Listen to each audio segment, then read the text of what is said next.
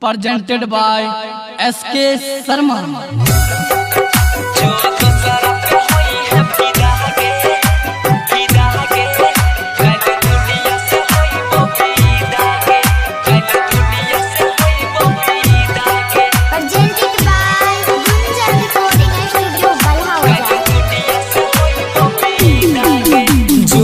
सारा पे होई है फिदा गे कल दुनिया से होई वो विदा गे जो दोसरा पे होई है फिदा गे कल दुनिया से होई वो विदा गे खबर बात तो के कर सताई में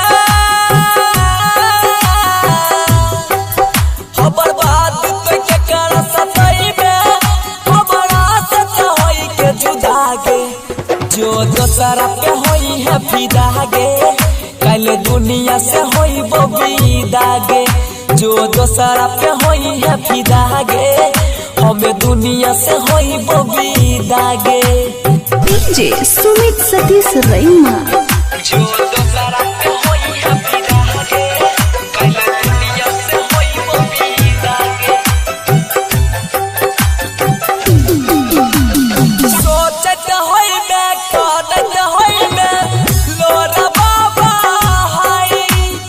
जो बेवफा कोई जो हमारा गेलही भुलाई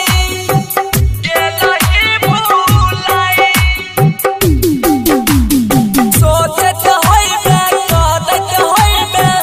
लोरा बाबा हाई जो बेवफा कोई जो हमारा गेलही भुलाई हमारा में नहीं रह कोनो गलती हमारा में नहीं रह कोनो गलती तो ही नहीं रहल सीधा गे जो दोसरा पे होई है फिदा गे कल दुनिया से होई वो विदा गे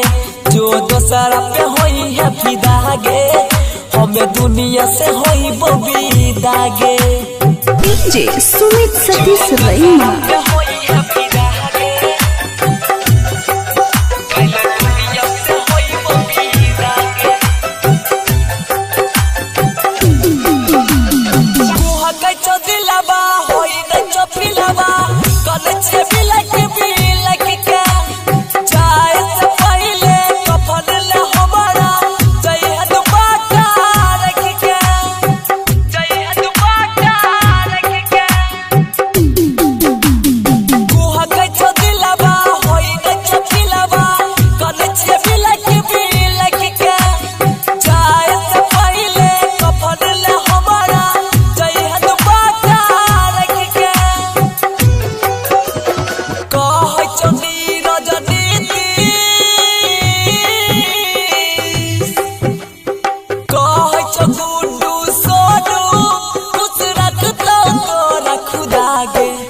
जो दोसरा पे होई है फिदा गे कल दुनिया से होई वो विदा गे जो दोसरा पे होई है फिदा गे हमें दुनिया से होई वो विदा गे presented by Gunjan Recording Studio, Balha Bazaar.